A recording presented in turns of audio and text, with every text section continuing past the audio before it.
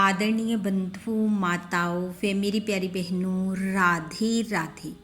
आप सभी का हमारे YouTube चैनल जीवन की धारा पर बहुत बहुत स्वागत है। बंधुओं, आज हम इस वीडियो में हनुमान जन्मोत्सव के शुभ अवसर पर हनुमान जी के जन्म की कथा सुनेंगे, जिसे सुनने सुनाने से हनुमान जी की कृपा से बल, बुद्धि, मान, यश की प्राप्ति होती है। घर के धन व सुख समृद्धि में वृद्धि होती है। कथा सुनने के बाद यदि आप हमारे चैनल पर नए हैं तो कृपया हमारे चैनल को सब्सक्राइब करें, बेल आइकन को प्रेस करें ताकि हमारी वीडियो की नोटिफिकेशन सबसे पहले आप तक पहुंचे। वीडियो को शेयर व लाइक भी जरूर करें। बंधु, चैत्र शुक्ल पूर्णिमा तिथि को हनुमान जी के जन्म उत्सव के रूप में मनाया जाता है।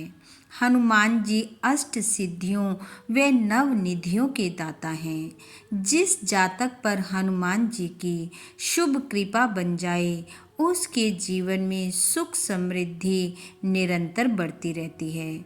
दुख संकट उसके करीब भी नहीं आता।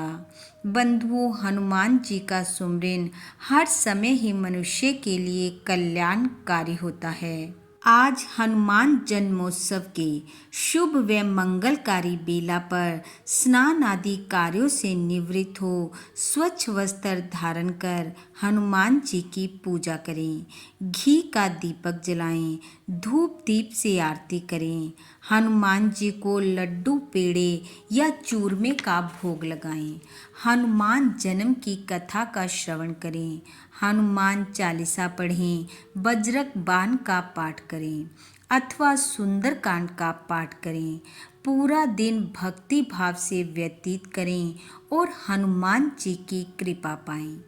आइए अब सुनते हैं हनुमान जन्मोत्सव की कथा, जो कि इस प्रकार है। कथा के अनुसार कौशल देश पर राजा दशरथ राज्य किया करते थे। राजा दशरथ बहुत ही धार्मिक प्रवृत्ति के थे। उनके राज्य में किसी वस्तु की कोई कमी नहीं थी, परंतु राजा के घर कोई संतान न थी। एक समय राजा दशरथ ने अपने गुरु वशिष्ठ जी को बुलाया और उनसे कहा, हे गुरुवर, आप कृपा कर मुझे संतान प्राप्ति का उपाय बताएं। तब गुरु वशिष्ठ जी के कहे अनुसार राजा दशरथ ने पुत्रेष्टि यज्ञ करवाया। यह यज्ञ श्रृंगी ऋषि द्वारा संपन्न करवाया गया। यज्ञ की पूर्णाहुति के समय अग्निदेव यज्ञ की अग्नि से प्रकट हुए और एक खीर का पात्र राजा दशरथ को देते हुए बोले, हे राजन, यह खीर आप अपनी तीनों रानियों को खिला देना। शीघ्र ही आपको संतान सुख प्राप्त होगा।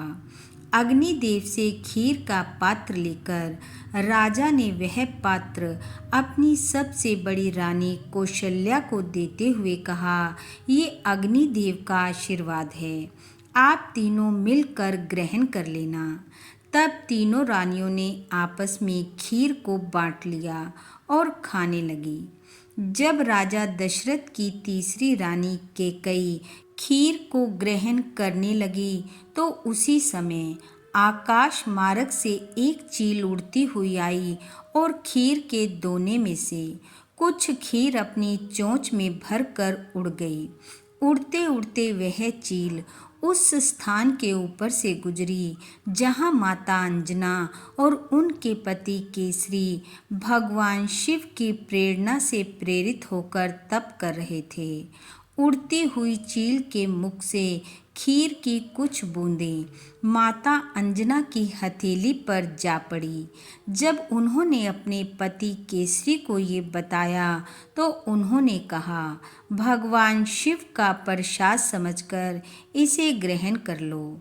माता अंजना ने पति की आज्ञा से खीर को ग्रहण कर लिया, जिसके प्रभाव से कुछ समय बाद माता अंजना गर्भवती हुई और उन्होंने अपने पति के साथ आनंदित होते हुए चैत्र पूर्णिमा के दिन एक पुत्र को जन्म दिया, जिसका नाम हनुमान रखा गया। भगवान श्री राम के भक्त संकट मोचन महावीर बजरंग बली हनुमान जी की महिमा सबसे न्यारी है। सूरज को निगलना, पर्वतों को उठा कर उड़ना, समुद्र पार करना, सोने की लंका को जलाकर राख करना आदि कार्य इन्होंने पलक झपकते ही कर दिए थे।